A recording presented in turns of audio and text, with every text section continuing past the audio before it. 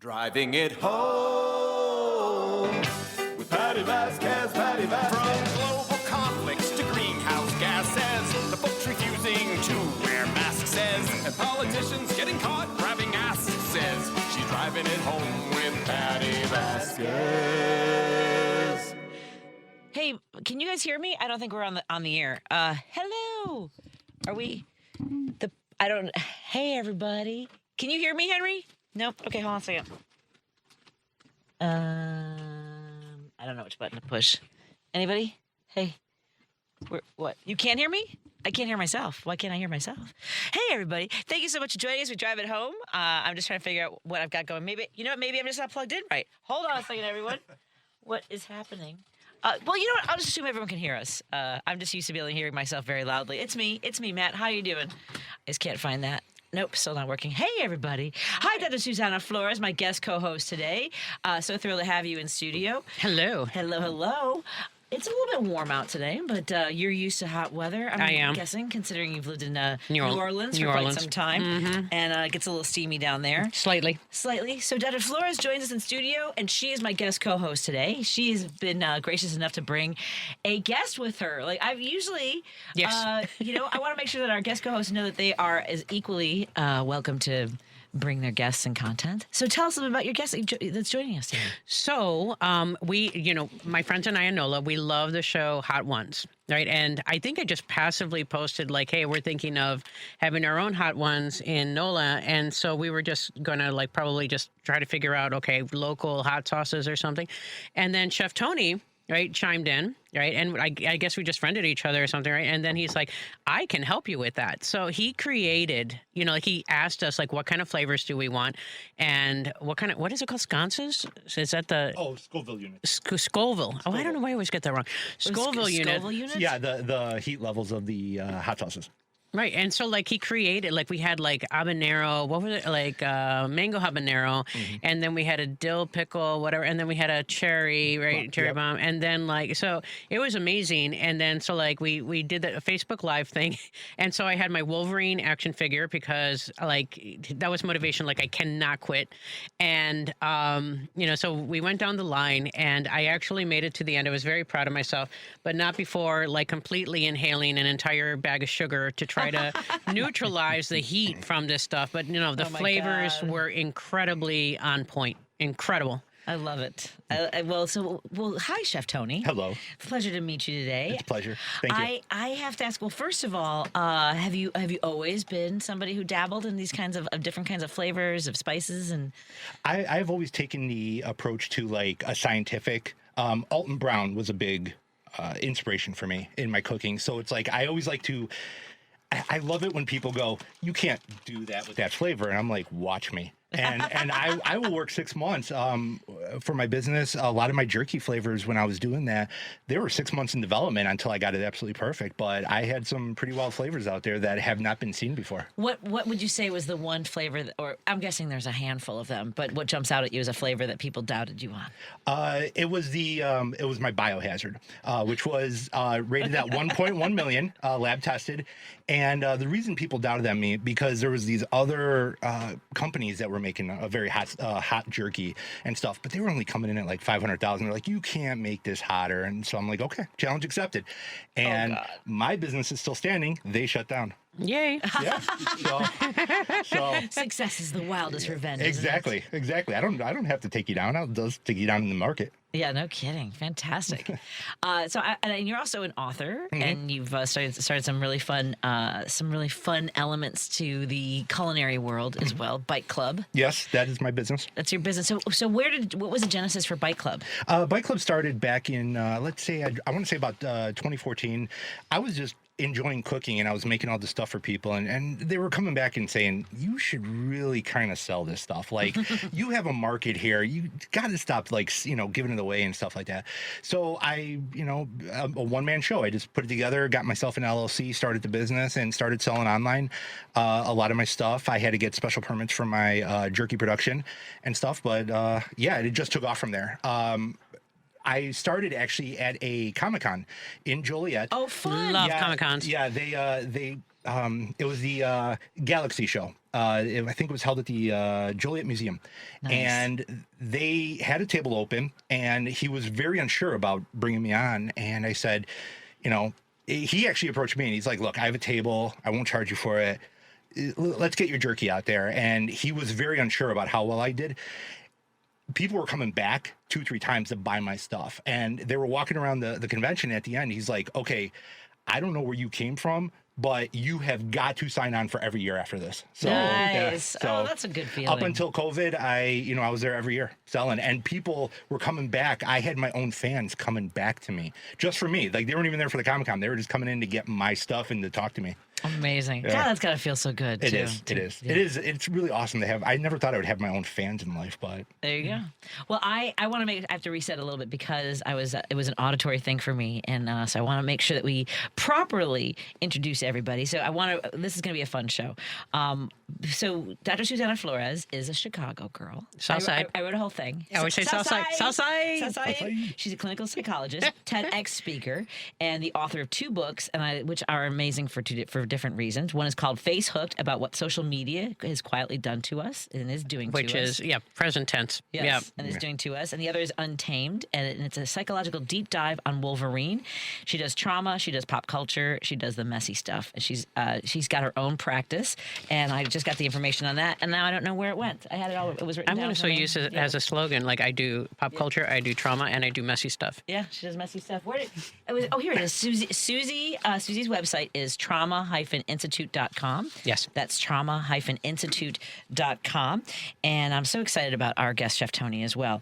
And so Chef Tony, as we mentioned. you just call me Tony. No, I'm gonna call you Chef because okay. I watch Bear Club, Bear, okay. and the Bear. You only call him Chef. Well, Hey, we're Chef. not in the kitchen, but I'll take it. So, thank you. Corner. Sorry, door. How many? What was the first restaurant you ever worked in? I actually Shalotsky's Deli. I was a baker. Oh my gosh! Yeah. Really? Do they even exist anymore? I I'm don't not think sure. Slutsky's does I don't anymore. know. Wow, that just shows how old I am. Oh my God. Well, I'm excited to have you both here. And again, Chef Tony is the owner of Bike Club. And where do people find out about Bike Club? I have a website. It's bikeclubnoms.com. Noms? Yeah, well, Bike Club was taken by a gothic S&M vampire club in Britain, so I had to go. so I had to go with. I had to put the noms on there, and at the time, noms was a very popular slang term being thrown around the internet, so I capitalized on it, and now I'm stuck with it, and no one's using it anymore. But that's okay. That's Bike fantastic. Club Noms. Bike Club Noms for all of your needs, Bike Club related. And so I would like to say I have just reopened the business. We've been closed since the tornado destroyed my house last year, and I had to kind of rebuild the entire business from scratch. So we are officially open now. So tell us about that experience of surviving. I mean, like, what the freaking frack? So, And what do you want to share? I shouldn't put you on the spot. It's a chilling story though.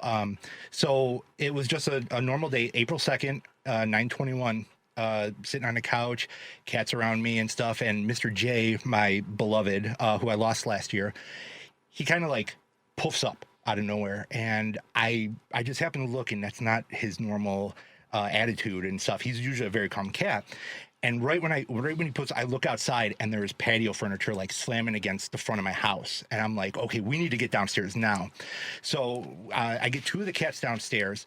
The 3rd cat freaks out, runs upstairs. I run after her. She's under the bed of my spare bedroom. And you hear the tornado coming. And what had happened was there was actually 2 tornadoes. It had split about a mile from my house. So the first one was hitting my house while I was rescuing her. So I'm like, and I remember this so vividly. I was like, baby girl, come on. If you don't get out from under this bed, we are going to die. And she actually came out to me, and I grabbed her. As I'm running down the stairs, as I turned on the landing, the 2nd tornado hit the side of my house. Oh my God. Rips the wall away. So, I mean, I'm literally 2 feet away from this wall. It's being torn away, and I am holding her. And in that moment, there was nothing. There was no gravity, no sound, no air, no nothing. And it felt like I was in there for 50 years, but it was only a split second. And I remember vividly, I just accepted it. I'm going to die. Me and my baby girl are going to ride off into Valhalla together. Oh, my God. And then it snapped back, the vacuum from the tornado snapped back, and Wow. it actually took me down the stairs, stumbled. I still held her, got downstairs. By the time I hit the bottom of the stairs, it was done. It was gone. and all you heard was the rain pouring through the destroyed house. That is insane. You said, I'm sorry, April this year or No. April? It was April 2nd at 9:21 in 2025. Oh my! So a year. Wow. Yeah. So I just moved back into my house a couple months ago from it being mostly rebuilt. And here's the funny part: the tornado hit on the same exact day on my 2-year anniversary of signing the deed to the house, like to the day. It destroyed the house. So Wow. yeah. And what community was this in? This is in Brownsburg, Indiana. Wow. And I had only lived there for like 2 years before the tornado hit. So is it 2025? Because I know, I mean, I'm just trying to think of, because obviously with the things that we talk about are what's happening in the news, across the country, there have been cuts to even including the weather advice, like all of the weather reporters, all the funding for that, like Tom Skilling has been railing against the fact that it puts people in a vulnerable position. Oh, absolutely. The sirens did not sound Jeez. when it hit. So I was like, the entire neighborhood was completely unprepared from it. So it was a scary night. It's that sound of the vacuum snapping back is something I will probably hear on my deathbed. Like that'll be the last sound that goes through my mind because it's just so embedded into my soul right now. I mean, I'm watching Dr. Flores' face because this is trauma. This is trauma. Oh yeah. Oh, I'm not gonna lie. There is some PTSD from it. When the weather starts getting nasty, like I feel my heart rate starting to rise and stuff. I have become very weather aware. Watching Max Velocity anytime he goes live, and I'm staying above it because before I didn't realize I had the notification silenced on my phone, the emergency notifications. So, and I had silenced them like probably 15 years prior to that. I just never turned them back on.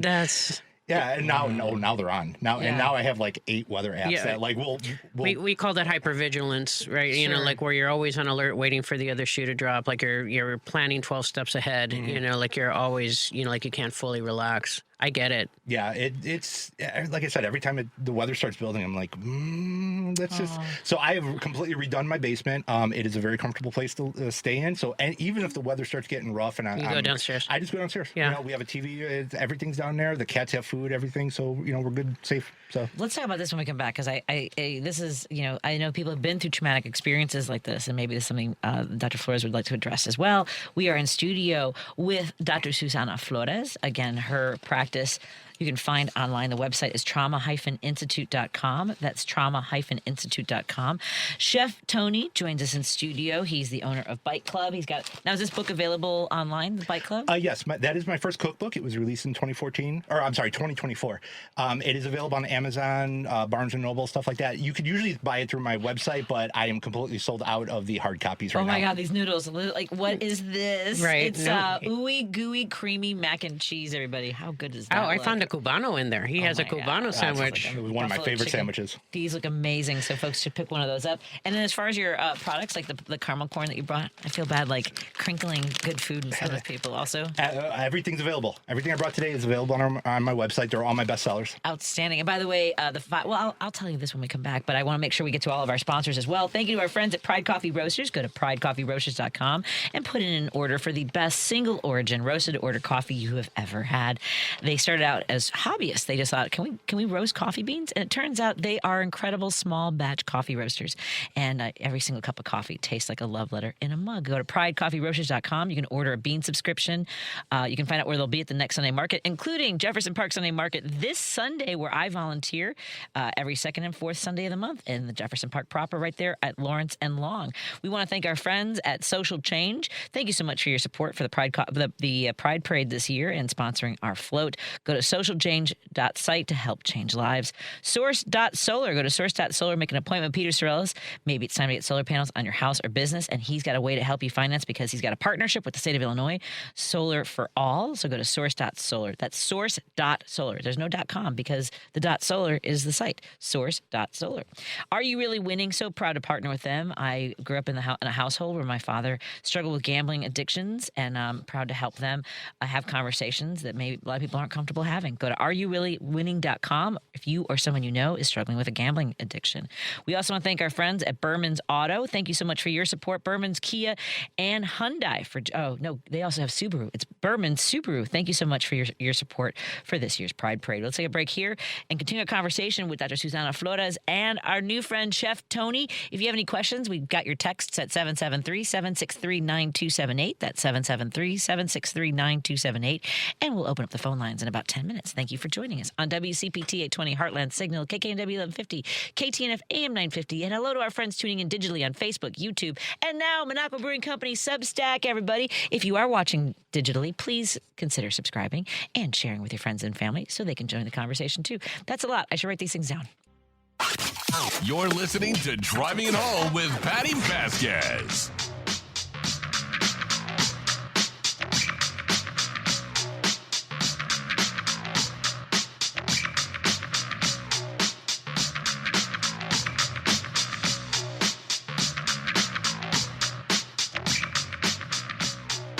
Thank you so much for joining us. We continue our conversation here on WCPT 820 Heartland Signal, KKNW 1150 in Seattle. And our friends are going to be joining us a little bit on KTNF AM 950 in Minneapolis, St. Paul. And, of course, all of our friends tuning in digitally, perhaps on Facebook, on YouTube, Monaco Brewing Company Substack. Please consider subscribing and sharing with your friends. And if you happen to be tuning in on a podcast, thank you for being a future person as you're designated by Politics Bar. You can find all those podcasts at heartlandsignal.com. Joining me in studio is a voice that's familiar and face, because we are broadcasting, of course, Dr. Susana Flores. She's a psychologist and specializes in trauma-related situations. Yes. Is that the best way? Sorry. There you go. Yes. Thank you. Yeah. Trauma, chronic pain, cyber addiction. That's kind of my gig. It's your gig. And everyone can go to trauma-institute.com. That's trauma-institute.com, and you can click on book an appointment. Yes. To learn more. That was the loudest Sorry. zipper I've ever I did not mean for that to happen. I am sorry. What kind of appointments are you booking? Psychologist fans only sites. I am so sorry. Like that. Yeah, I was like, I was chilly. I was chilly. That was the best sound effect I've ever heard on my show. Yeah, psychology clients only, right? Only psychologists. Only psychology. Only, yeah, exactly. Well, now, Chef Tony, everyone has to have their own sound effect. I'm just teasing. Oh, you don't? No. Yeah, I'm teasing. Chef Tony is the owner of Bite Club. He's also got a book out. You can cook like Chef Tony. The official cookbook of the Bite Club Kitchens, and that's available wherever you buy your books, including Amazon. And I haven't cracked open the bag of popcorn because I need to talk for at least another hour or so. So what flavor did you say you brought? That is a bourbon caramel corn. Of course it is. Yeah.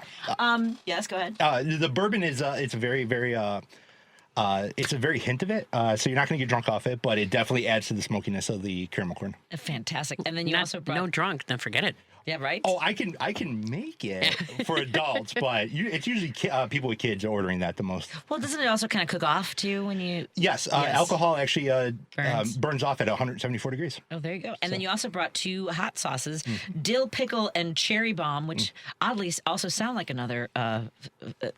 That sounds naughty. Wait, which one? You got your dill pickle and my cherry bomb.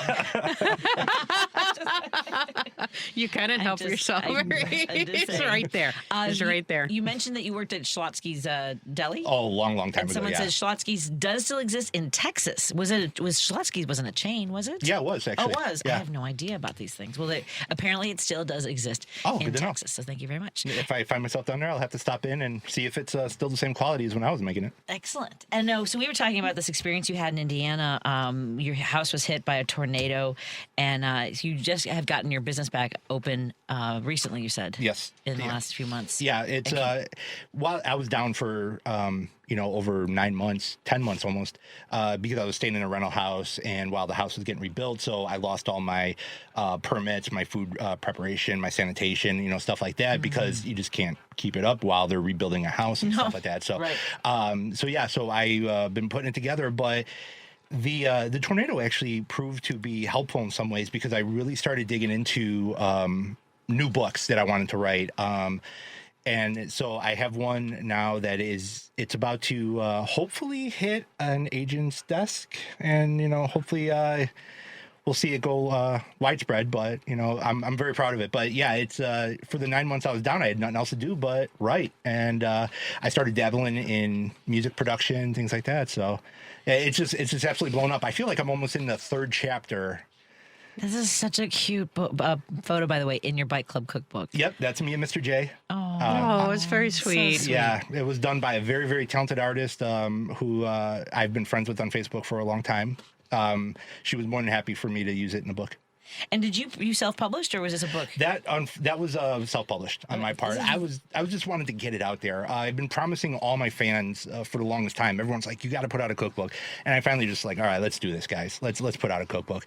And it's written from the point of view like if you were standing next to me in the kitchen. So there is naughty words in it, and there's a lot. I often love that. There's a lot of innuendos in there and stuff like that. So it's a very fun book to cook, but. Unlike other chefs, I like to, here's a recipe, make it like it is. You're probably going to get a good result, but alter it. Make it your own. Add more spices, play with it. I like to encourage people to do that with recipes. It's a lot of people are like, oh no, you got to stick to the recipe.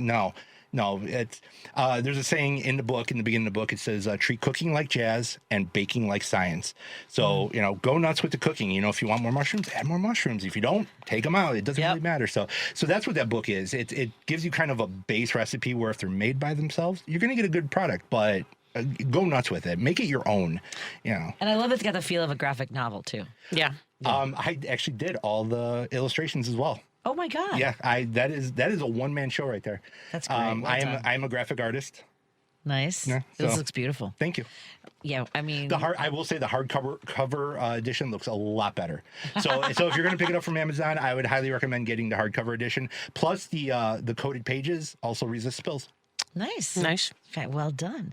And we were talking about your recovery after a tornado, and in general, I mean, you were mentioning hypervigilance. Yes. And I think that while it's obviously a response, we should also be aware of that, right? Mindful of what that's doing to our day to day too, right? Yes, every day we're hypervigilant, right? Every time we, turn on Facebook, every time we, get a news notification, anytime we're speaking to anybody actually at this point or any kind of news, it's just like we feel like we're having, the damage report kind of moment, right? Like we're all having mini heart attacks of like, okay, what's going to happen? Like, or what has happened today? Or now what? Yeah. Right? Yeah. It's usually like, okay, what has he done now? Yeah. Right? Or, it's just now like, what? and I have to like Who's emotionally suffering now? prepare myself, Yeah. And it's interesting because in sessions, like we don't usually talk politics. We're like, okay, we don't talk about, we're like, well, we try to avoid it as much as possible, but in recent years, that's been near impossible. To do that because it is what is affecting people. Like, okay, my main stressor is on a larger scale, and it's like I'm under this umbrella of hell, and it's like, how do I cope with that? So we do have to talk about it. Yeah, and it is. There are people who would rather just shut off. I don't want to hear news. I avoid it. That kind of thing.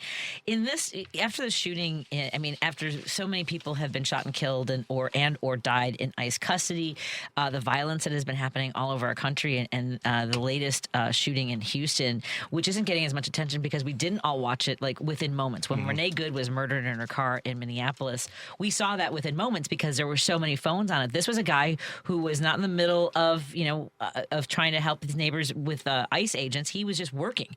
He was on the job and was pulled over by Border Patrol for whatever reason. And can you imagine? His son said he learned of his father being shot while he was watching a video online, and he knew it was his dad because he could tell by his voice.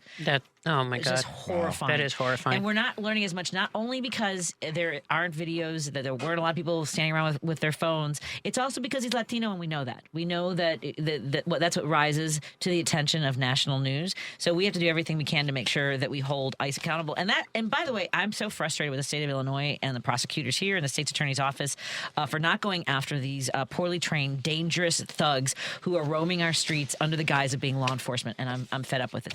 Let's take a break here and continue on another conversation. We come back on WCPT 820 Heartland Signal, KKNW 1150, KTNF AM 950 joining us in just a little bit. But I figure I'm on a roll. I'll just keep saying it. Also want to thank our friends who are watching on Facebook, YouTube, and Monaco Brewing Company Substack. Hi, everybody. We're going to be right back after these messages. Patti Vasquez is taking your calls now. All right, let's hit it. At 773-763-9278. I got a lot to say. It's Driving It Home with Patti Vasquez. Thank you so much for joining us. We continue our conversation here on WCPT Heartland Signal here in Chicago. And we're so thrilled to have our friends in Seattle, listening on KKNW 1150. And of course, coming up in a little bit, we'll be on KTNF AM 950 Minneapolis, St. Paul. These are, I want you to know about the stations, the call letters of the folks who are carrying Progressive Talk Radio as we continue to grow here at WCPT and Heartland Signal. Make sure you're following the Heartland Signal newsroom to catch all the stories that shape our democracy. They've got a lot going on, and they want you to stay informed. I want you to stay informed so we can continue to have these conversations. Henry, we can open up the phone lines if you don't mind, so folks can join our conversation. Joining me in studio, we have Chef Tony, who is the proprietor, the owner, the founder of Bite Club. Go to biteclubnoms.com. That's N-O-M-S, Bite Club, traditional spelling. And we're thrilled to have you in studio, not just because you brought treats, but that's a good reason. I always figure bribery always works. And it does. Oh, my God, these are so good. But they are good. Yeah. The caramel popcorn's yum. And we also have in studio with us Dr. Susana Flores. She's an author. She's a psychologist. She focuses on trauma-related situations. I know I keep changing what that is, but it's you can go ahead and...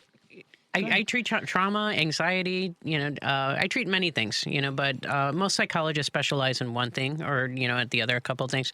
So I tend to do chronic pain, coping with physical chronic pain and trauma. So I also specialize in treating first responders. I have first responders and military in my family. I was trained at the VA Medical Center. So anyone who's a first responder, military, active military, former military, you have a very special place in my heart. And you'll get priority. Are you talking, and obviously I don't know what the guidelines are for having these conversations, and you do, so, feel free to push back on anything. But with the current situation, I mean, I'm just hearing stories today about soldiers who've been deployed and are continuing to serve in Iran. Right. And of course, globally, there's a lot of stress related to that. Are you getting a lot of conversations or situations? Yeah, absolutely. So there's two main kinds of post-traumatic stress, right? There's the PTSD that we understand, a highly charged, emotionally life-threatening event. And then there's something called complex PTSD, which is prolonged stress, right? Or having multiple traumas. So the nation, right, or the world is experiencing complex PTSD. So other examples would be Hurricane Katrina would be PTSD. The aftermath is complex PTSD. 9/11 is complex PTSD. COVID is PTSD. What we're going through right now is certainly complex PTSD. So that affects people for many years, and it's very difficult because you could feel like emotional numbing. You get panic attacks, anxiety. You're just, not yourself. Agitation, irritability, frustration, or impatience. Everyone's on edge. No one, we have no sense of stability, problem sleeping, changes in appetite, and at an extreme, sometimes suicidal thoughts. But, a lot of relationship issues. And so, if you are noticing any of these symptoms, it's not you, it's a trauma symptom, and it's what happens when it's happening on a global scale, right? Everyone is going after each other. You don't know what to believe. You don't know what to, whatever. And then you also experience what we call learned helplessness. We have fatigue, I don't want to see this anymore. I don't want to hear about this anymore, even though we have to, and it's it's important to, but it's exhausting.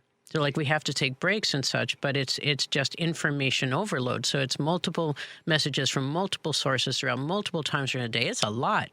And it's also not a competition for folks who see somebody maybe who's gone through trauma and they seem well adjusted, or they're doing something differently or putting it out on social media.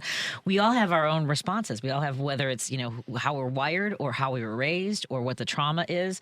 Because there are people who feel like I'm not, I must not be as well adjusted. And I'll tell you, yesterday I struggled on the air with, or was it the day before? See, I don't even know time. Sometimes just the general PTSD. But with the news about Plantner in Maine. And then people calling up or texting and saying, I call BS. Why is she coming forward now? All these demands on survivors. Right. As a survivor, I went through, and I do share my own story because it's I will tell you where I'm coming from, but it's exhausting. It is exhausting. But I feel the need to. And then feeling the need to justify, right? Or explain yourself. And nobody has to, just because I do, or you think I shouldn't, all the different things. Right. It's my own reaction in the situation in the moment. Exactly. So not only are you dealing with the trauma, but you're dealing with the injustice, right? And the invalidation and the betrayal, that goes along with it. I actually had a really interesting conversation with a woman yesterday about toxic workplace. Oh, I haven't aired that interview yet, but there's a woman named Jen Schroeder who went viral. I don't know if you guys saw this online, where she was in her mid-50s and she'd worked for this company. She was the director of her department, and she was led to believe she would be promoted to the next position. And instead, not only was she not promoted, they promoted a 25-year-old to take that position and then asked her to train them. And she's in her car after this happens and just goes, and and kind of just sort of like starts going through, which now she started a consulting company. And she said she is so surprised and overwhelmed by how many people work in a toxic work environment. Yep. And we both, and I came from a toxic work environment, and I was like, one of the hardest things is knowing that you will never have justice. That, you know, that there's, I mean, the protections for workers in this country are minuscule in comparison for the protections for the oligarchy is all I'm saying. Mm-hmm. Yeah. Well, that's another example of complex PTSD. If you have an abusive boss or an abusive environment, you know, abusive relationship, you know, anything like that can count. And I think there are some people who get into a cycle of like, you know, what did I do wrong sometimes? Like, what could I have done? And there's also an element of shame. Like, the same thing with like a survivor of sexual violence. Right. What was she wearing? Did I ask for it? Was it partly my fault? It's a lot. You know, and I can explain why that happens actually, because like the brain likes to control things and likes to organize things, like categorize things, right? This goes here, this goes there. But when there's something that traumatic that happens, the brain can't process that, so we tend to blame ourselves. So like we can't make sense of what's happening out there, so then we're like the woulda, coulda, shoulda's on ourselves. And people love to blame the victim. Right? And I always feel like smacking them 88 times because they don't understand trauma. So like when something is happening, like, you know, let's say a sexual assault, people go through the fight, flight, or freeze response. And the majority of, because your brain will pick the one that it believes will keep you the safest. So the majority of victims of sexual abuse will go into freeze. And the brain is correct, because if you fight, you could get hurt more. So, you know, most people are like, well, why didn't you yell? Why didn't you go to the police immediately? Why didn't you whatever? Your brain goes into shutdown, so you didn't have a choice. And I really hope people hear that, right, to validate them. So like, why didn't or whatever? First of all, it's not on you. Second of all, your brain's protecting you. And that's why, you know, often like these victims, they have advocates that go with them to court so that someone can help them, you know, think for them, because the front part of your brain is shut down. It's not the you know, prefrontal cortex, your logic, your processing, et cetera, your problem solving. It's not working properly. It's shut down. So you're functioning more out of fear, the primitive side of the brain, right? The amygdala, the middle part, right? And so like you're just, you know, you're going haywire, and, you know, you're feeling trapped, and you're functioning out of fear. So you're immobilized. Yeah. I have to tell you, I had this happen in my 20s. Like I can remember, like I can remember everything kind of around. I was in college at University of Illinois, and I've told this story before, so indulge me, everybody. But we have some new listeners and some new friends in studio. But I can tell, like I can remember this so crystal clear. I had a townhouse apartment. It was like 3 stories, and there were 4 of us, and it just cheap, you know, college apartment. But the first floor, the kitchen, you had a straight shot from the kitchen, like a galley kitchen, real small, and then you could see straight through to our sliding glass doors. And my 2 roommates were standing in the doorway of the kitchen while I was cooking a stir fry. I like to make ramen noodles with some fancy stuff. My 33-cent, stir fry, and I'm sitting there and I'm cooking, and they're looking at me, and I'm not moving. And I just remember, I don't remember how long I was frozen, but they realized that the food was burning, and I was just standing there frozen. And one of my roommates turns around, and she runs and closes our curtain. I still don't know what's happening. I don't know what's happening. And they call the police. The cop is there. Everyone's talking. And I just remember, the moment that I clicked back into talking was probably 20 minutes. Mm-hmm. And they said, I don't know. Patti was one that saw him the whole time. And I was just like, I just thought, honestly, this is what I did. I just thought there was a guy peeing by our back door, but then I was thinking, well, guys don't usually pull their pants all the way down, and I'm like, and then I couldn't stop talking, but there was a guy who was pleasuring himself, and probably the fact that I was sitting there, standing there, like staring at him, for a while, and then they brought a card with a bunch of different pictures later, like they had caught somebody and they wanted to see if I could identify, and I just, because I couldn't, like, I had given a description, and I picked somebody out, and they said, how sure are you? And I just couldn't, because I had frozen, because I didn't feel confident. I said 40%. It turned out it was the guy. They let him go, and he broke into a house, and they eventually did catch him. But it's really surreal. Like you hear people talk about it, and that people freeze. And it took me a long time to even talk about it, because it was, and that's one of the, hi everybody. But at any rate, it's weird. It's a very strange thing. I can attest that you completely freeze, and that the fact that I remember it, not everybody remembers. Right. Some of those things. And, right. They process it in different ways. So like when I would, especially working in New Orleans, when I would ask people their trauma history, they'd list like, any physical, emotional, sexual abuse, et cetera. And then I eventually asked the question, so were you here for Katrina? And the second I mentioned that word, I could see trauma symptoms, right? Like I could see their face change. I could see shaking or whatever, but it's like no one lists it. Two reasons probably, right? One, your brain compartmentalized it, and two, Louisianians are really tough people. They've been through the ringer. They handle things, right? So they just don't see it as trauma because they've gone through so many hurricanes and so much, other stuff in their life, So it just always floored me. Like no one is mentioning Katrina. Like how do you not mention? It's kind of like going through 9/11 and you're not mentioning 9/11, but your brain remembers, right? Like COVID, like you may think you're over it, the brain remembers, and so like people may still have symptoms without even realizing it. Well, and for Tony surviving a tornado and seeing your whole life rip apart in front of you, are you taking care of yourself in the ways? Absolutely. I actually had a pretty bad mental breakdown back in 2014 where I sought out a counselor, found one that worked with me very well. And I went through the whole process. I was good. After this happened, my first thing was like I got to call her. Let's get it. And she's in Chicago. She does, face the Zoom style and stuff like that. And I did it for every 2 weeks for about 2-3 months after that. And once I started getting a hang of it, I was back in my old self and stuff. But she's always there for me if I need it. And that was one of the best decisions I ever made in my life was to get that kind of help. So many people hold it in, and it just becomes a bomb at that point. I really think the way we were always taught that you should schedule your dental appointment twice a year. We should also do a mental health checkup. Oh, 100%. I would send the world to therapy right now if I could. Yeah. But even as a check-in, this is what we explain to couples. Even if you're doing great, like the person you are 5 years ago is very different than the person you are now. So it is a good idea to just do a check-in. How are we doing? Yeah. What changes could we make? But like also just even for yourself, like I got some stuff going on, right? And usually, like in our intakes, we have to ask about, psychosocial stressors. Like, is there something in your life that's stressing you out? Number one response is politics, the world, can I emphasize that enough? It's like, it's too much. It is a lot. We are in studio with our good friends. Now, good friend. I'm just going to count Chef Tony. He may not agree, but that's fine. I 1,000% agree. Chef Tony, the owner of Bite Club. Go to biteclubnoms.com. You can also pick up one of his books wherever you buy your books. Like I said, for example, is it available on book clubs? Bookstores. Wait, there's like an independent bookstore. I'll find it online because they support independent bookstores. You could absolutely get it from Amazon. And then I know it has been distributed. One more time. I couldn't say a lot of words. Distributed it. It has been distributed out to like Barnes and Noble and stuff like that. I kind of get excited every time I go into like Target and stuff, because I'm like always hoping to see it on the shelf and stuff like that. I'm checking right now. So there's a website called bookshop.org that supports independent bookstores all over the country. They've raised over $48 million. So I'm typing you in to see if you're available on search for Bite Club. No, not on Bite Club. We'll have to get you on there, I think. Oh, there's a bunch of Bite Clubs. Now I have to. What's the rest? There are so many Bite Clubs out there. Really. I think I started something with that. Exactly.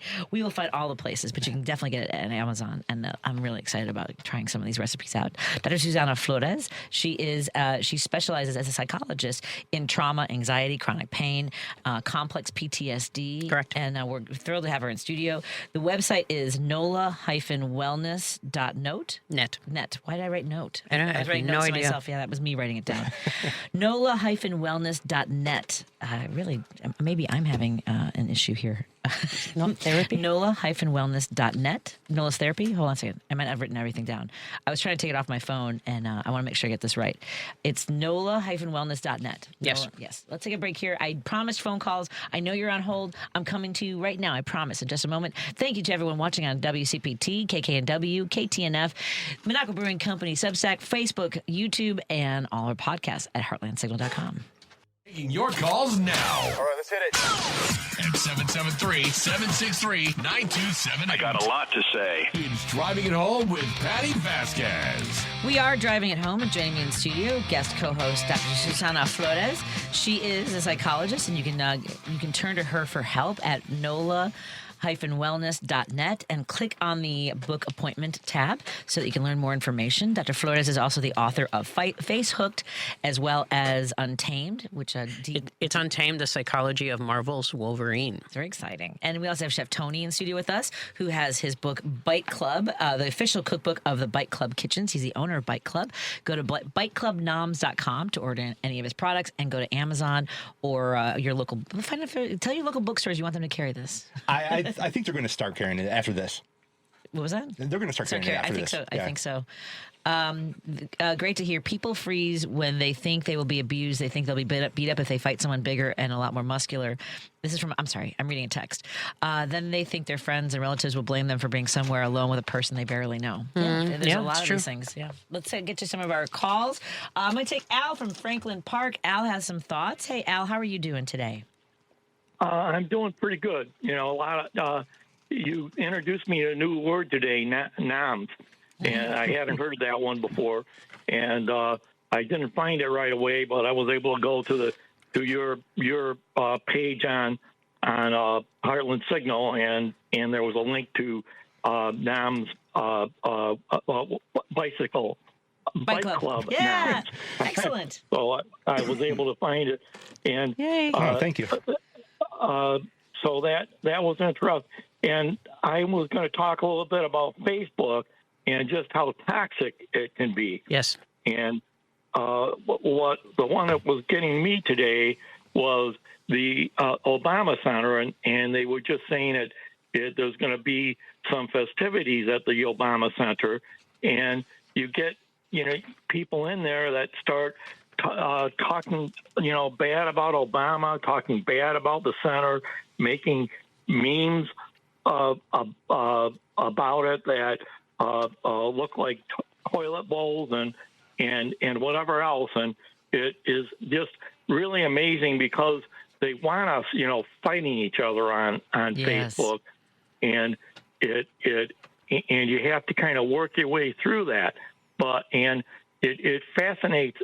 Well, it disturbs me because there's two opposite groups on Facebook.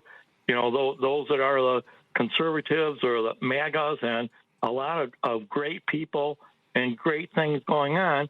And you can sit there on Facebook and talk about family, talk with all of our good progressive websites with no problem. But then when the two cross, it opens a window to another world. And when you think about how much of that is existing on Facebook, and that's just an observation that we got to be aware of and figure out or work with, because and I know that you've seen a lot of that with your posts and everything going on, but so and I guess your guest wrote a book on some of those. Yes, I did. Yes, because our field was getting flooded with people experiencing a lot of anxiety because of Facebook. And like I'll say this about Facebook, like in and of itself, like it's not good or bad. Like there's a lot of good with social media too. Like it connects people, you get resources. If you can't leave your house, you find friends that way. So people that never had a voice have a voice now. But it can also be extremely toxic, especially like when you get the haters and like people just trying to start the fight. It's very easy to fight, right, through a computer screen versus in person. So people have a lot of what we call like cyber courage there, and because they're not facing you in person. Keyboard warriors. Keyboard warriors, right? And I mainly just ignore it, but every now and then you see it, and you just think about Mark Zuckerberg and how they write their algorithms to make us all at each other's throats. And that's what drives me crazy. And in fact, it's kind of funny. The one meme I found on the Obama Center that I was going to look up disappeared because they do that auto refresh on you now, and you forget where you were. And that's all just to keep us engaged, keep us looking for things, keep us getting ads. And when we're doing this on Facebook, we're not paying attention to the oligarchs, which are wanting us to do this, and not understand it. They're the ones trying to control politics and affect us so much, and it's just crazy. And we got to figure this stuff out and make people aware of it. I appreciate Absolutely. that. Thank you so much, Al. Great to hear from you as always. You have a good evening. Take care. Yeah. Thank you. Yeah, sure. Sure. Let's get to Chris in Romeoville. Chris, what's on your mind? Earlier, the previous show was talking about this whole blue envelope thing. You're aware of that? I am not. Run me through it. What's the blue envelope? So they were saying about autistic people, if they're pulled over, they hand over a blue envelope to police officers or law enforcement, so that they'll know that they have a condition. Right. So this is the Harper Police launched Blue Envelope program in partnership with the Autism Hero Project. Oh, this just started. Go ahead. So my concern is this, and I try to consider myself in the middle. And when you tell somebody that they have to tell somebody else that they're autistic, or what law enforcement, where does it draw the line where if they're a legal citizen, if they're this or that, when people are for this, they're opening a door for something else to be where the slippery slope of, well, if you can say, hey, here's a blue envelope, I'm autistic, why can't you show somebody, hey, I'm a U.S. citizen? So wait a minute. So, I'm sorry. Are you conflating? Hold on a second. Are you conflating somebody because? Do you understand why a driver who has autism would need to inform law enforcement of their condition? No, I'm not trying to conflate that. I'm saying, but where do you draw the line where you have to tell law enforcement anything, whether you're handicapped, whether you're this? So you're saying that people with autism shouldn't have to, so that they can protect themselves in the event that there is a misunderstanding as to how they're behaving erratically. That's my understanding of why it would be important for someone with autism to inform law enforcement that they may behave in a way they're not. Because there have been shootings of people with autism, them and their aides, because they're not responding the way law enforcement assumes people should. That's specifically to this. So why I'm not sure why you are bringing up, and when I say conflating, that means you're bringing up immigration and people who look Hispanic and what that they should provide. No, I'm asking if you're going to conflate. Why can't I conflate? I'm just asking. No, I'm not trying to conflate. I'm saying, where do you draw the line? If somebody looks autistic, do they have to provide it, or if someone looks Hispanic? My point is, if someone needs to provide something, then where do you draw the line if you open the door? It's voluntary, but go ahead. Yeah, that's what I was about to say. It's voluntary to help the officer out, so that he understands, right? I don't think it's a requirement. Am I understanding? Yeah, It's not a requirement. Mm-hmm. It's more like, hey, I have this, this is so that you could understand, so that I can, I may not be able to communicate in the way that you want me to communicate. Yep.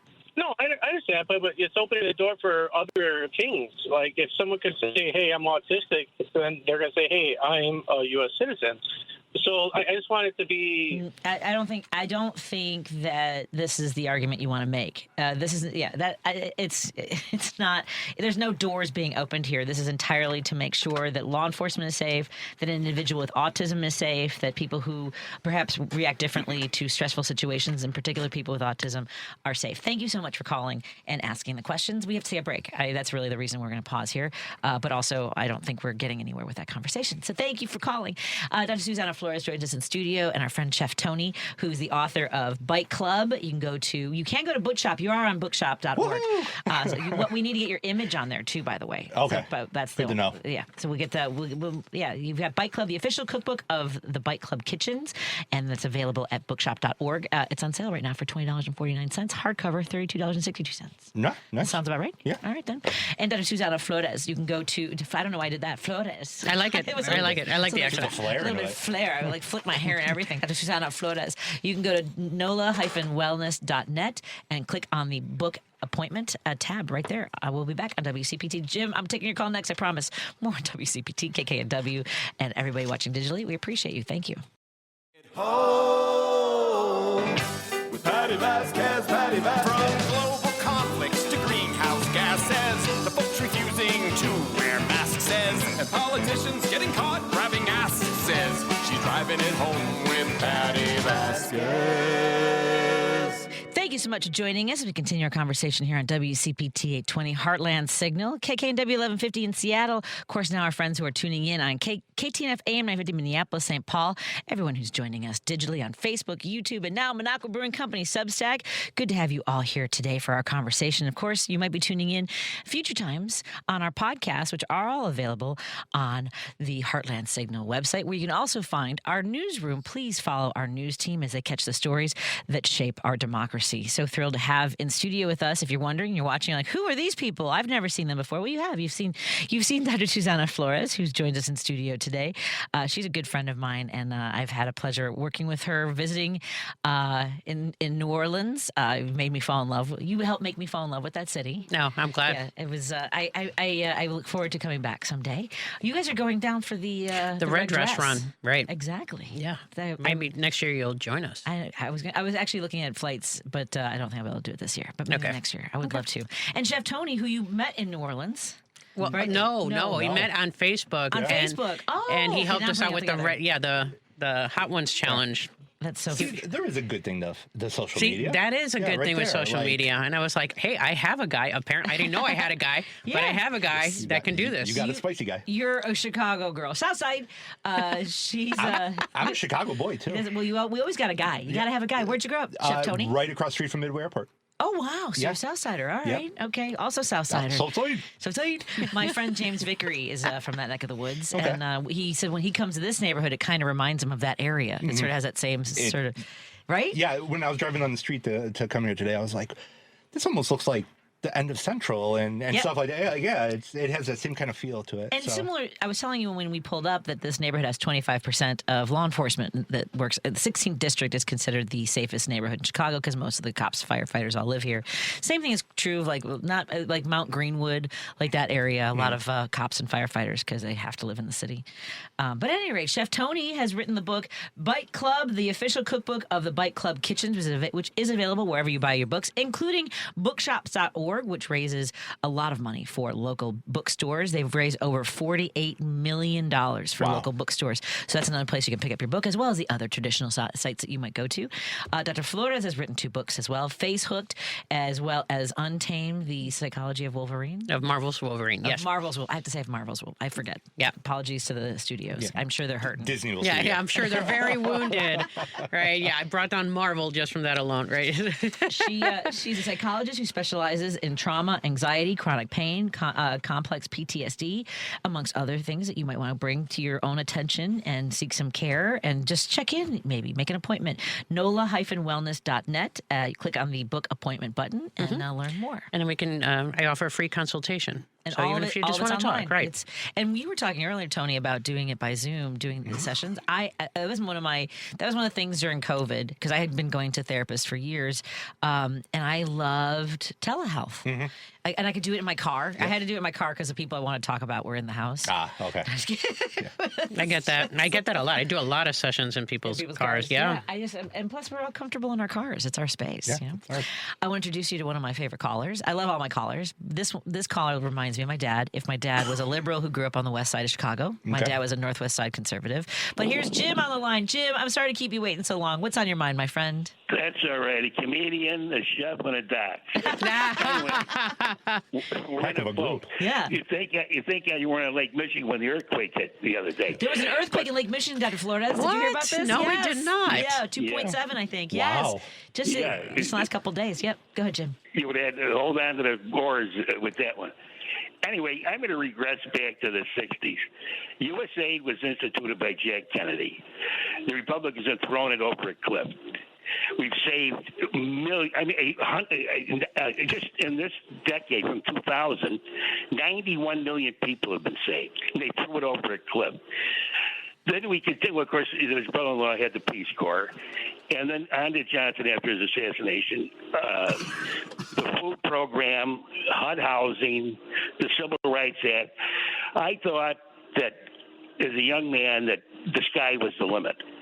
And now we have a party complete regression, throwing all this stuff out the window for austerity. I mean, if this was happening in France, they'd go insane. They'd go mad. But we're taking this like it was, we'll let people starve. We'll let homeless people walk around. We'll go without health care. They had a girl on yesterday. She's got a special needs child, 3 kids, working a job and a half. They're cutting her food stamps down to some incredible amount where she could never live on it. And just the anxiety of going through that day after day after day. And then the paperwork is so onerous that you'd have to be Rip Van Winkle to do it. You're right. Yeah, I mean, this is to repair this stuff. We need generations of the Democratic Party back in power. That's all there's to it. There's no other way to do it. I mean, I lived through the 60s, and please believe me, I went to college. My student loan was from the bank, a guy in the neighborhood in the bank. It was no interest on the loan. It was, you know, I mean, you could get a job anywhere. You could, you know, this is, I don't know what to say about this period. This period is complete regression from the 60s. That's all I can say. And I can't believe we go backwards this fast. You know what? You raise a really good point because, like, you know, in like, I don't know, a decade or 2 decades, just 2 decades ago, like people like, you know, they would say like, here's a statement. I feel like I'm in survival mode. In current day, you are in survival mode. Yeah. You know, right. Like, you know, and I've helped my patients navigate, you know, like paperwork or like a restraining order or whatever the case may be. And, you know, all of these, you know, processes, like, you know, if you need extra, you know, like you need help, financial help, you need to go to a food bank, you have to like, and whatever. It is hard. You know, like I've had myself and, you know, staff at prior places of employment help one patient alone. So I'm like, if it takes me 2 hours or 3 hours, right, to navigate disability papers or navigate whatever, like, how is it going to happen for other people? You know, like, right. You know, how do other people do this? And the anxiety in that individual that you're dealing with, think of it, their whole existence is tied into this. I mean, that's a very weird place to be. I mean, you're talking to somebody, and when he walks out that office door, is he sure that he can survive another week or 2 weeks or whatever the case may be? Sometimes, I mean, sometimes no. Yeah, but I mean, I lived in the decade in the 60s. I didn't see that. I didn't see any homeless people. I didn't see any immigrants being shot in the street.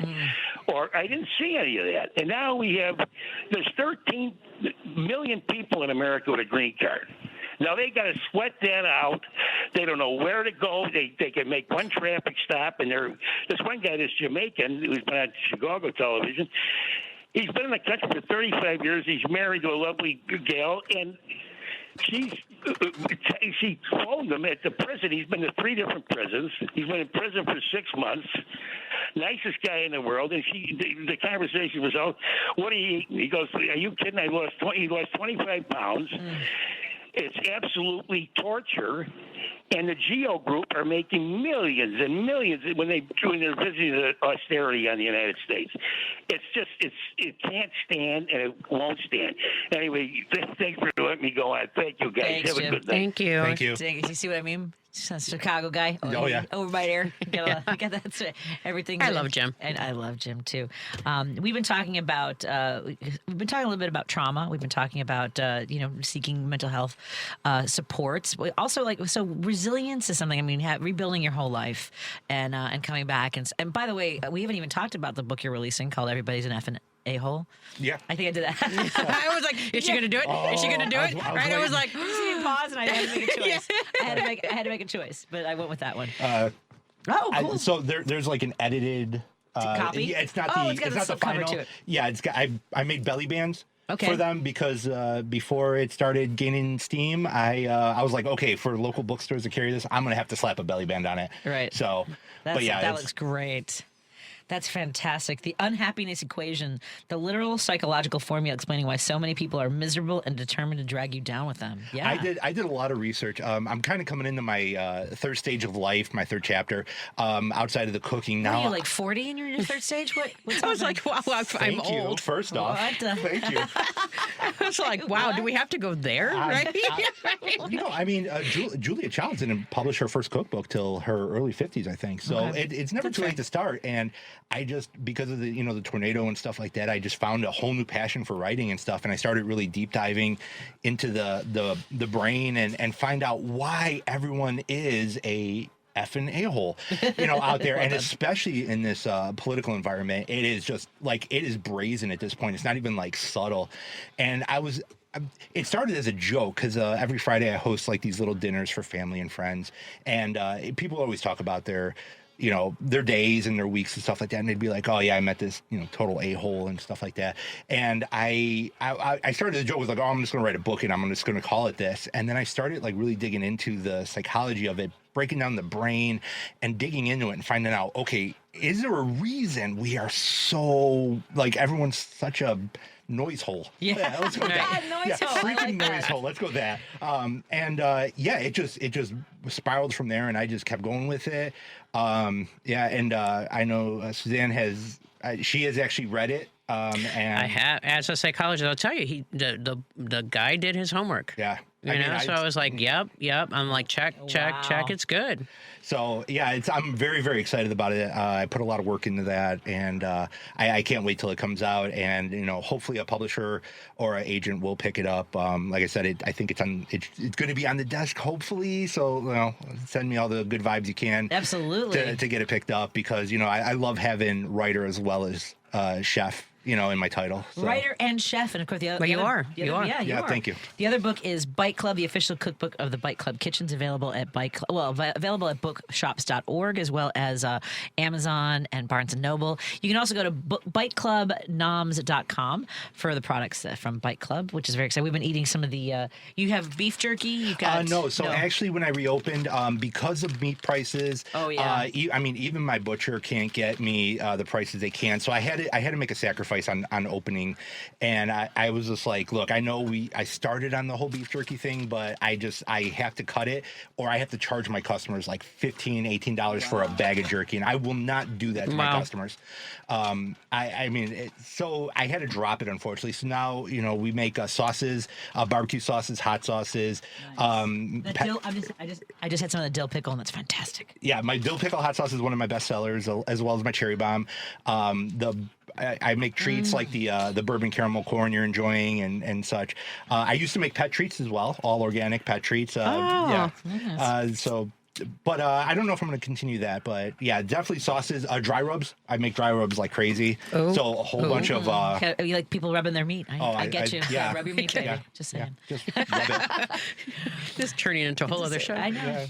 Amazing work. Can I get that zip again? Yeah. Here we go. And Chef Tony, let's take a break here. I also want to thank our sponsors for making sure that we have these conversations, including Source Solar. Go to source.solar, make an appointment with Tony Sorellis. Maybe it's time to get solar panels on your house or business. He'll walk you through the entire process. And there's right now a program in Illinois, Solar for All, to help you with the financing. Go to source.solar and learn more. Pride Coffee Roasters, thank you so much for your support for the WCPT Pride Parade float. Go to pridecoffeeroasters.com and put in an order for some of the best single origin roasted to order coffee beans you will ever have.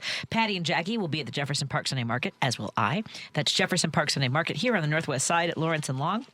We also want to thank our friends at Social Change. Go to socialchange.site and support the work that they do to make happier, healthier, safer communities throughout the country, in particular in our Chicagoland area and Atlanta, Los Angeles, a lot of places. We also want to thank our friends at Berman Auto, the Berman Kia and Subaru. Thank you for your support for supporting the Pride Parade float this year for WCPT. Let's take a break here and continue our conversation. You can text us at 773-763-9278. You can call. We only have a little bit of time because I've got another interview coming up in just a moment. More with our guest, Dr. Susana Flores, in studio. You can go to nola-wellness.net and click on that book appointment tab to learn more. We'll be right back after this, everybody. Thank you for joining us. You're listening to Driving It Home with Patti Vasquez. Well, it has been a delight hanging out with my guests in studio, Dr. Susana Flores. Again, you can go to nola-wellness.net. She's a psychologist who specializes in chronic pain, trauma, complex PTSD, anxiety. Again, that's nola-wellness.net to learn more about the work that she does. And just click on that book appointment tab so that you can schedule some. Because you do like an intake, sort of a consultation to see if it's a good fit. So first time, it's just like a 30-minute, like no obligation, no nothing. I don't need anything else. We're just talking, right? And so just to see if it's a fit. And if it's not a fit, then I can refer someone, to another clinician or give you resources or so. And if it is a fit, then we move on to making an intake appointment. And we just get some information. And like I said, we're just talking and then we come up with a plan. Excellent. So again, folks, it's NOLA-wellness.net. And let's be honest, we're all going through some stress, anxiety. There is some stuff. There are some things. Chef Tony, the author, he's a writer. He's written the book Bite Club, the official book club of the Bite Club Kitchens, available wherever you buy your books, in particular bookshops.org, Amazon.com, Barnes & Noble. And he's got a book that is soon to come out. Yes. Everyone is a effing a-hole. Yes. Yeah, everyone's nervous about me. And you live in Indianapolis? Yeah, I moved to Indianapolis back in 2023. Longtime Chicago resident, but it was time for a change. Yeah. So. Do you drive back tonight, or? Yeah. Oh, boy. I'll be driving back tonight. All right, we'll get you filled up with some food at Paterno's down the street. Sounds good. I want to make sure everyone knows about the shows coming up tomorrow. Tomorrow on Choose Views, Virginia Lieutenant Governor Ghazla Hashimi is going to be joining him. I'm hoping I'm saying that right. I'm guessing not. Karen Byrne of the True Blue Politics podcast. By the way, Karen will be featured on Monaco Brewing Company this Saturday morning with her latest column. And Amy McDonald, the host of The Foolish Optimist with Amy McDonald. Choose Views tomorrow, 6 to 8 a.m. Also on Jonas Bazito's show, Ray Suarez, broadcast journalist and author of We Are Home, Becoming American in the 21st Century. And Mark Turcotte, the Illinois poet laureate and distinguished writer in residence at DePaul University. That's tomorrow on Live, Local, and Progressive. I will have the Honorable Jill Rose Quinn, the first trans judge to be elected in the state of Illinois. She's a Cook County Circuit Judge. Really thrilled to have her on the show. My phone rang last week, and it was from her, and I was nervous. I'm like, am I missing a court date? What's happening? She called to thank me for a piece I also wrote on Monaco Brewing Company publications. Meryl Miller, the manager of the Jefferson Park Sunday Market, will also join us. And the interview I told you about with Jen Schroeder, she's an advocate for professionals over 45, will join me, and Martha Conway with a great book called it's about these two. You would love it. We have to go. I've got no time left. Thank you everybody for tuning in tonight. We've got a great interview coming up in just a moment with Susanna Karatosis, who's running for State House in Georgia. Ooh. Thank you, Henry. Bye, everybody. Welcome back to Driving It Home with Patti Vasquez. Thank you so much for joining us. We continue our drive home here on WCPT 820 Heartland Signal, KKNW 1150 in Seattle, KTNF AM 950 Minneapolis, St. Paul, and of course, all of our friends who are tuning in digitally on Facebook, on YouTube, and now on Monaco Brewing Company's Substack. Please consider subscribing wherever you're tuning in, and maybe share with your friends and family so they can join the conversation too. I am very excited to introduce our next guest. Georgia has an open house seat and a fight brewing over one word: affordable. Our next guest says the state she came home to isn't the one she left. Susanna Karatosis. Oh, no, Susanna. I've said your name wrong already. I should have practiced it more. I practiced it before. Susanna Karatosis. Is that right, Susanna? Yeah. Okay, excellent. Karatosis. Grew up in Athens. She built a career in fashion, worked overseas, then came back after COVID to raise her daughter close to family. What she found, she says, is a Georgia where working people are getting squeezed out of their own communities. So now she's running for State House in District 120. That's the seat Republican Houston Gaines is leaving to run for Congress. She's a Democrat. The general election is in November. Susanna, thank you so much for being patient with me on your name. And welcome to Driving It Home. Are you staying hydrated? Yeah, it's so hot here. All we do is just drink water all day. Yeah, you got to take care of yourself. It's part of the self-care. Tell us about when you left Georgia, built this whole career, you were working overseas, and then you came home. Tell us what you saw when you came back and made you decide to run. Yeah, so after I came back, we moved overseas to get away from Trump in his first term, honestly. And then when we came back, we weren't expecting him to win again in 24.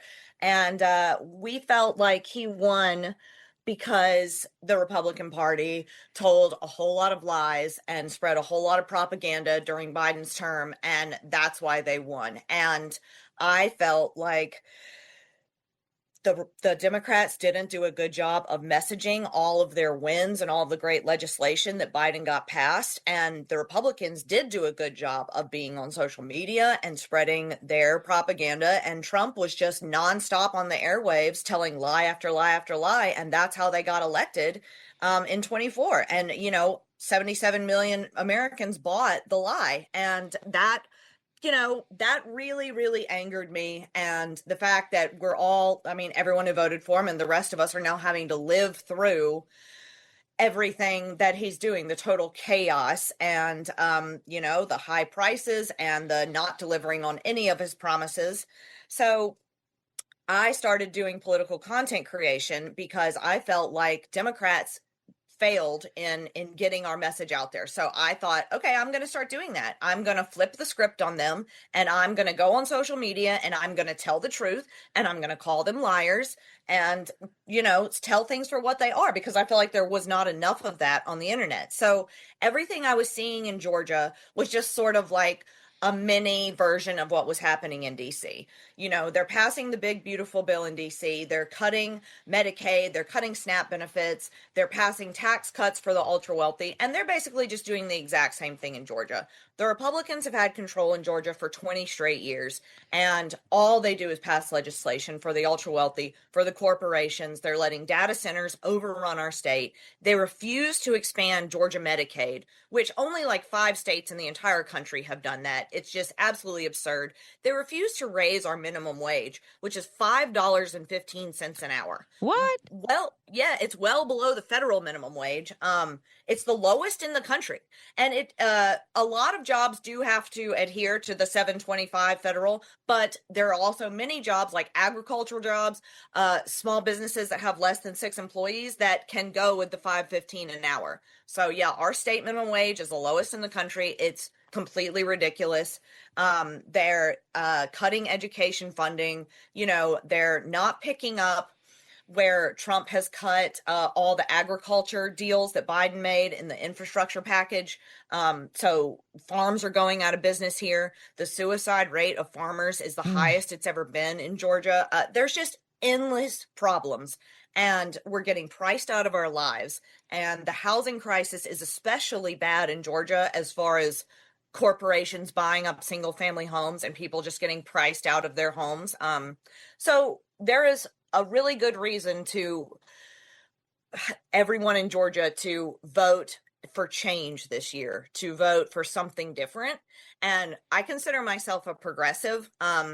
There's been a lot of, these new people coming into office, like the Mom Donnies and the Democratic Socialists. I mean, I wouldn't really call myself a socialist. I'm a progressive, though.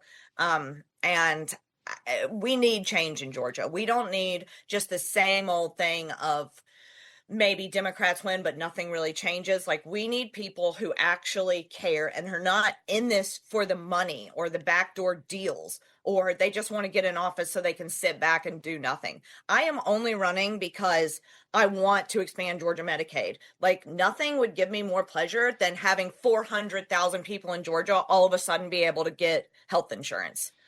So yeah, that's why I'm running, and that's what I saw in Georgia when I got back. Amen, sister. I mean, and what do you talked about all the things that are happening to Georgia, whether it's education and healthcare, minimum wage, all these elements that are really, destroying people's lives, and holding them back from, the promises that we just talked about over the 4th of July, life, liberty, and the pursuit of happiness.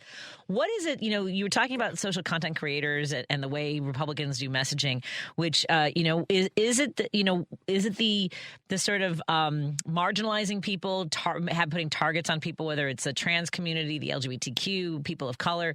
Do you find that that's part of the manipulation that helps people go, well, as long as I can hate those people, I'll just take whatever crap they're serving over here? Is that part of it? Oh, yeah, that's certainly part of it. They're giving the MAGAs someone to hate, and that is obviously the immigrants, trans people, the whole LGBT community, and obviously abortion. Those are the three main things, that they choose.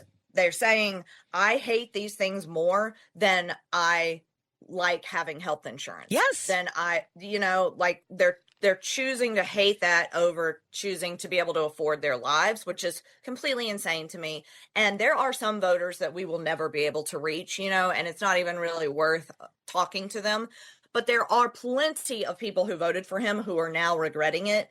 And they live in Georgia, and they're reasonable people, and they are not happy with the Iran war. They are not happy with the gas and food prices. They're not happy with the tariffs. They're not happy with a million things. And those are the people we're reaching out to, the persuasion voters, the independents, maybe the Democrats who were, upset because COVID made everything so expensive. which was not anyone's fault. I mean, any specific party's fault. It just happened, you know? But since it happened kind of under Biden's term, I think a lot of people associated him with it. Mm-hmm. And that was the messaging that Trump and the Republicans were so successful on. They blamed everything on Biden, and that really struck home for a lot of people. And when I say Democrats failed, it's because Biden and Kamala should have gotten the message across so much better. Like, we just passed this infrastructure deal. This is happening in this state. This is happening in this state. And I just feel like they didn't push it hard enough. You know, like Trump's getting his signature on the $20 bill or whatever. He's getting his signature on the Social Security card. He's starting this Trump account for children for $1,000 or whatever.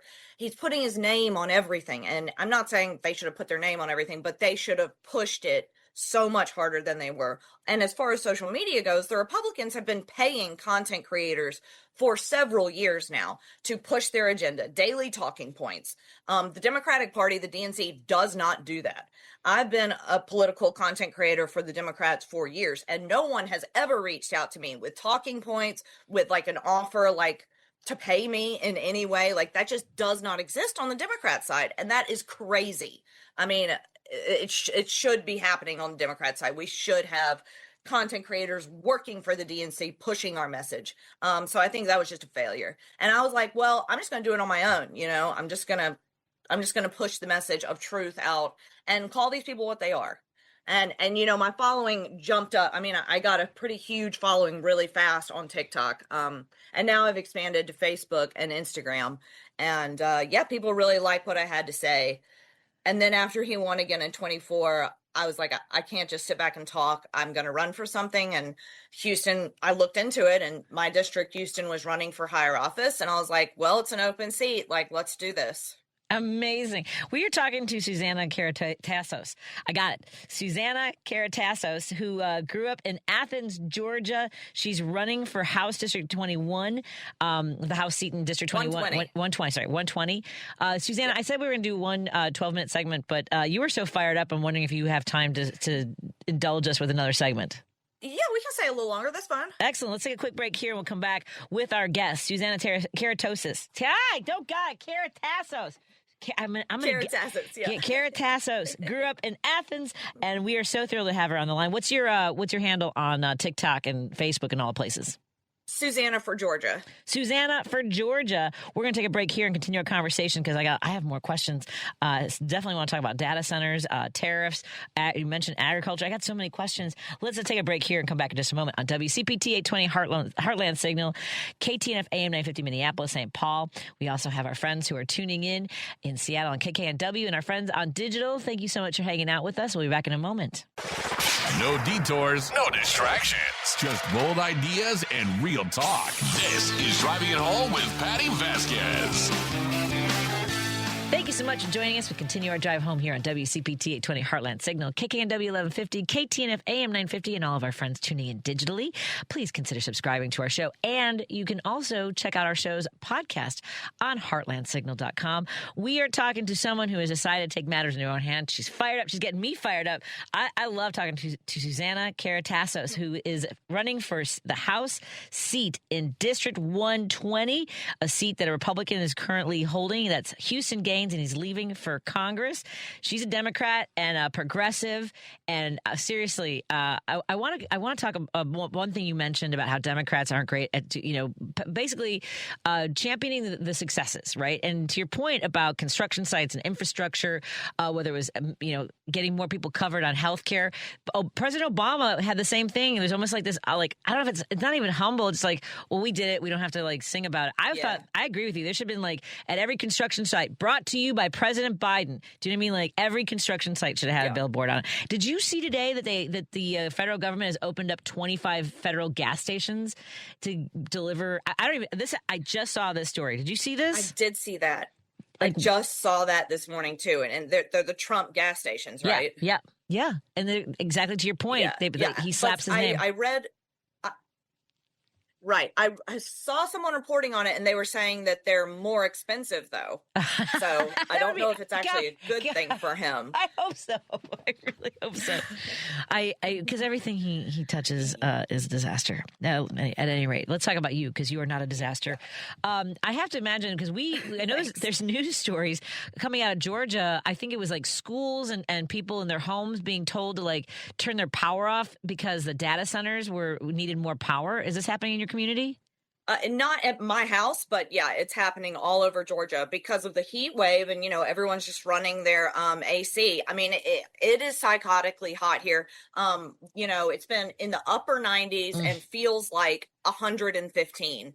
So people, it's not even safe to go outside. So people are just running their electricity at the highest levels, and they're putting out things that saying put your AC at 78 and don't run it all day. And meanwhile, we're just building data center after data center, sucking up insane amounts of power and water.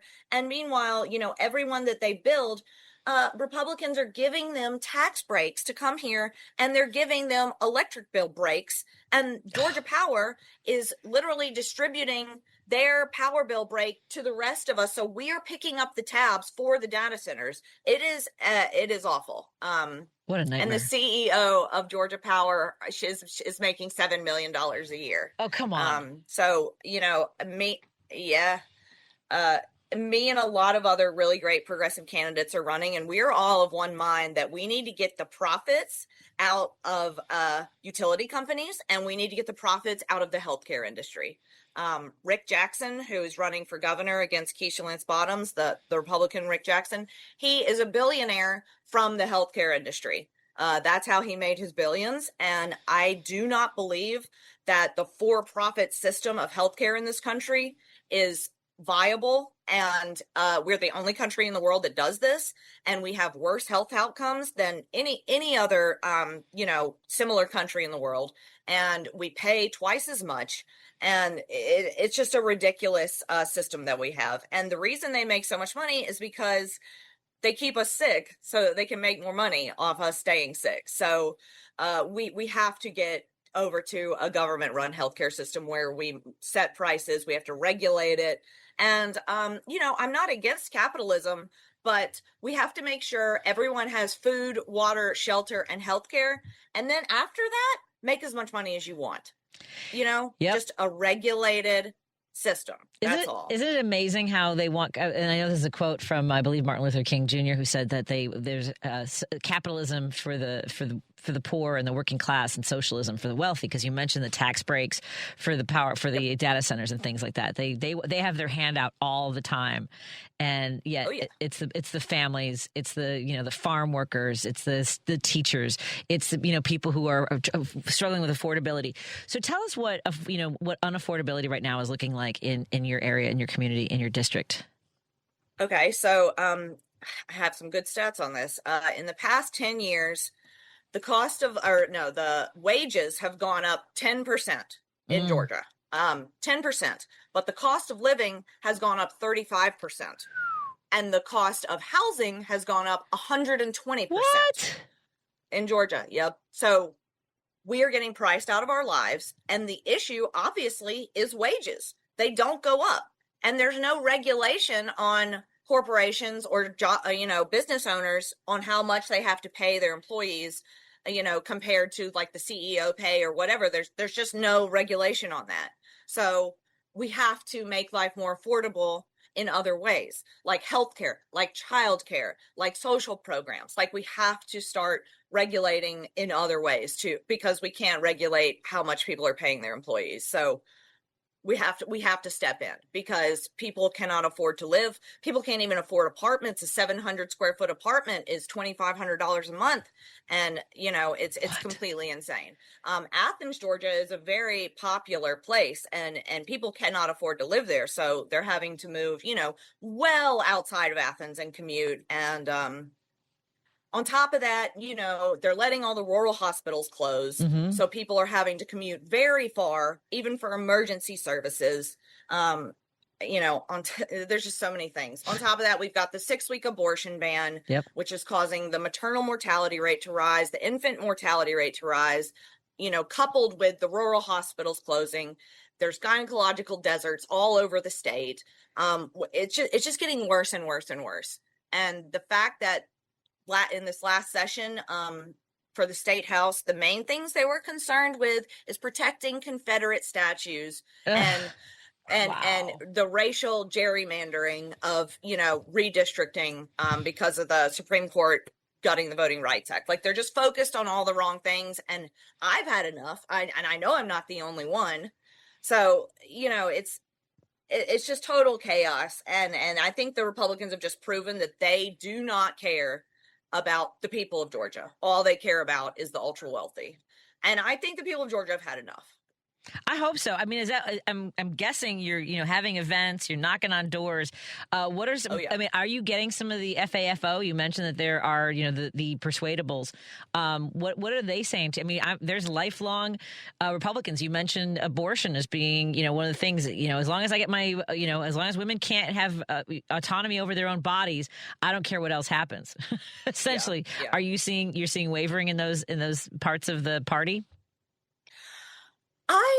When you're knocking on doors, abortion doesn't really come up that much. I would say that comes up more like online, arguing with people on social media. As far as like face-to-face conversations, it's always about healthcare and housing and groceries and gas. Those are the main things that come up. And yes, people are wavering hardcore because of all that stuff.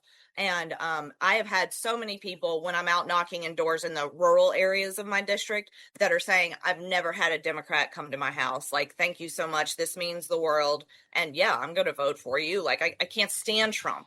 Yeah, and not that Trump is directly involved with Georgia politics or anything, but a lot of them are just, connecting him to the Republican Party in Georgia, which they well should, because the Georgia Republicans have not spoken out against Trump in any way. They haven't spoken out against the big billionaire bill. Like, they don't speak out about the tariffs. They're just or the Iran war. They're just letting him run roughshod over the country. And so they're basically just condoning it. So they're right to blame the Republican Party of Georgia for everything Trump is doing. So I'm fine with that, But yeah, the affordability thing is getting completely ridiculous. The middle class is just evaporating. Yep. And people don't like that. Regular people working jobs, so they have union jobs, like whatever, they do not like the feeling that they're not middle class anymore, that they're getting pushed down into something like lower class or whatever. Like, they just don't like that idea. And I completely understand it. Absolutely. God, I love how energetic you are, how angry you are. And I'm sure, as you mentioned, how angry people in your community are. Those numbers are staggering to me. The fact that when you mentioned that it's been a 10% increase in wages, but 110 increase in housing affordability. Yeah. And that's a nationwide problem, which was exacerbated by COVID. We knew that there was going to be a lot of problems. And also, like, how is funding for education? Are you guys a charter school state? Is there also money being diverted from public education in ways that other red states are? Yes, there is money being diverted into charter schools, but also they just cut education funding. And we're very low in teacher pay as well. I think the average pay is like $45,000 a year. So we've got to get that up. And we're doing okay as far as like the Hope Scholarship goes, but still there's not enough college tuition funding. There's not enough trade school funding. There is not enough funding for the public education. They do the vouchers for the private schools, and I don't agree with that. If you're going to private school, then you do not need taxpayer dollars supplied to the private schools. That needs to go to the public schools. And then the Republicans are also doing everything they can to cut property taxes. Which, your local property taxes fund your local public schools. And they just don't seem to have a plan for that or care at all that public schools are just keep getting defunded. It's hard to even know exactly what their plan is. I guess it's just, if you're poor, you just don't get an education, you don't have health care, and you're just screwed, basically. And that is just unacceptable. That is completely unacceptable. And we're not going to stand for it, Do you have any rural parts? And you mentioned agriculture. Would that be part of your district? But obviously, as a state legislator, you'd be fighting for everybody. I'm just wondering, you mentioned the rate of suicide amongst farm owners and farmers, people who maybe had generational land and now, are standing to lose those businesses. Tell us a little about that landscape. Yeah, so I do have a bit of agriculture in my district. Jackson County and Barrow County is kind of the rural areas of my district, and it is some farmland, not a ton. It's not a huge district, but so when Biden passed the bipartisan infrastructure deal, there was a ton of agriculture deals in there. So it meant that he was making deals with the farmers that you do all these upgrades to your farm, and the government will basically reimburse you through the Department of Agriculture. And then when Trump got in office the second time, he cut all of those deals. So a lot of farms had already spent their money to upgrade, and then their deals just got cut. So they're not getting reimbursed. So that is one reason that farmers are having such a hard time, on top of the tariffs, which, bankrupted so many different different products, like obviously soybeans, corn. I'm not sure exactly all the different ones, but soybean was a major one. We lost like $2 billion a year in agriculture soybeans, and there are soybean farmers in Georgia. And so it's just one thing after another with these farmers, and the tariffs not only affect their selling of their crops, but it's also in getting like the parts for their machinery. Yep. Because they got to get them shipped in from Canada, from Mexico. And so they're also just getting priced out of their jobs. And it's hard for them to compete with maybe like the really big farms. It's just not good for anyone. Republican policy has proven to be a failure on every single front. Look at the jobs numbers, that's coming out every month. They're absolutely abysmal. Just compared to what they are under a Democratic president.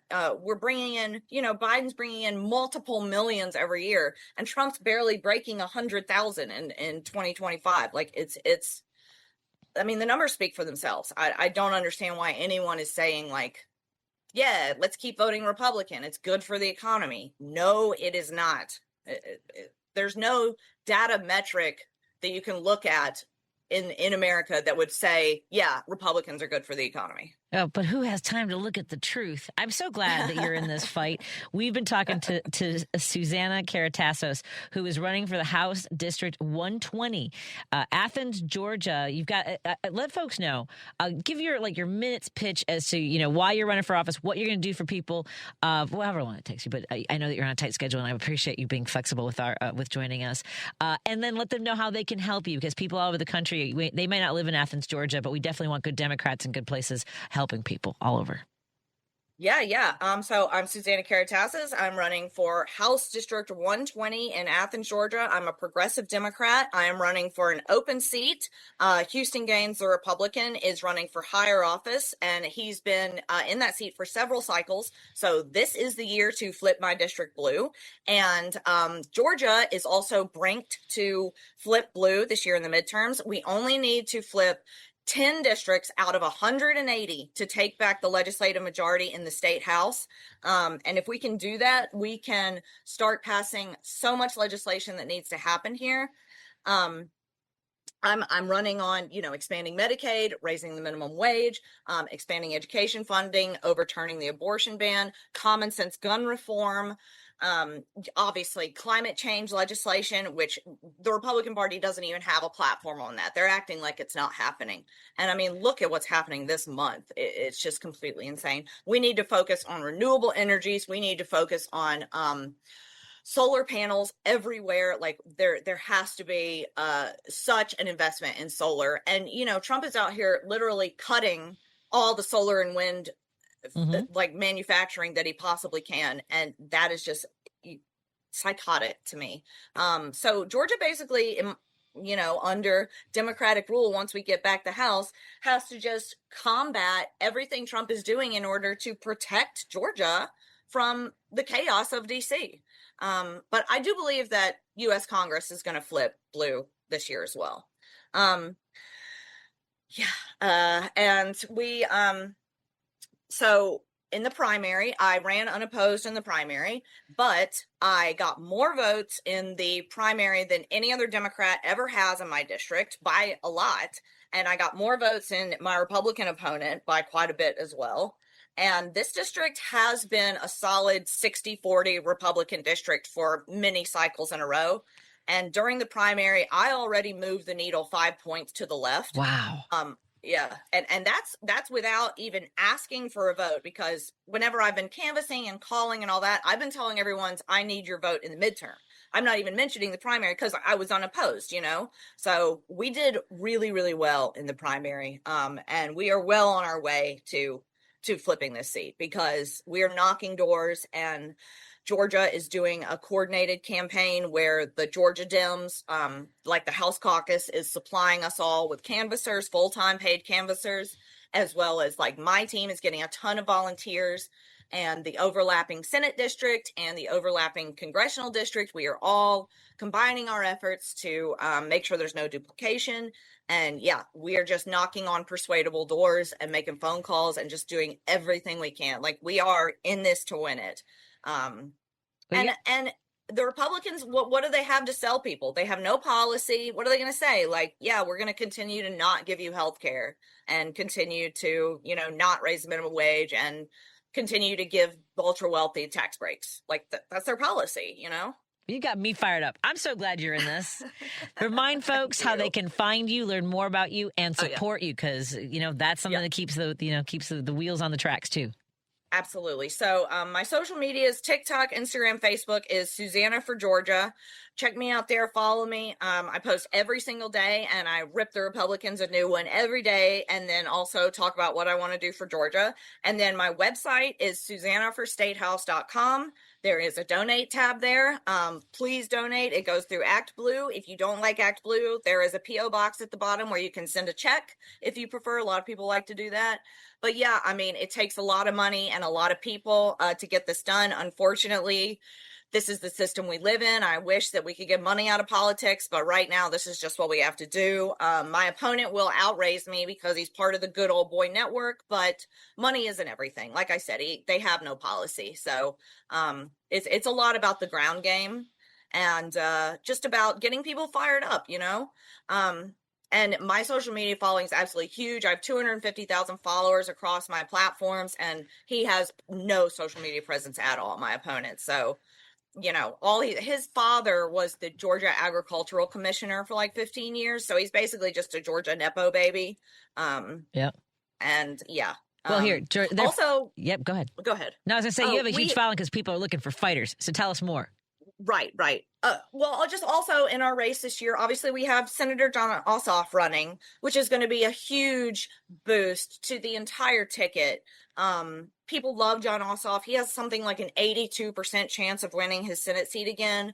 So that is going to get people to the polls. And we're all just going to help each other. And, you know, people go watch one of John Ossoff's speeches. Like, this man is taking it to the Republican Party, to Trump. He is saying that the entire government right now is a pay-to-play machine where if you have coins, you put them in and the government works for you. And if you don't have coins, the government doesn't work for you. And that is absolutely true. It's true here in Georgia too. So I think, you know, with the combined, like, excitement from him running and from people pissed off about what's going on, and just, you know, how in a midterm it always goes the other way from whoever's in charge. I think with all of that going on, we just have a really, really good chance of flipping Georgia blue. Yep, you got me feeling good about it. I'll tell you that much right now. That's so exciting. We'd love to have you back anytime you have, you know, you want to get a call to action, you want to get that boost heading. I mean, obviously we need to talk to you before the midterms, but I'm following you on all the things right now. I'm gonna come find you. Thank you. Because I want to be inspired too. Sure. Yeah, thank you. Go get them, Susanna. SusannaForStatehouse.com. Susanna for Georgia on TikTok, Instagram, and Facebook. You're amazing, and we're so glad you're in this. Take care. Okay. Thank you so much. It's great to talk to you. Great talking to you too. Everyone have a great evening. We'll talk to you again tomorrow. Love you all.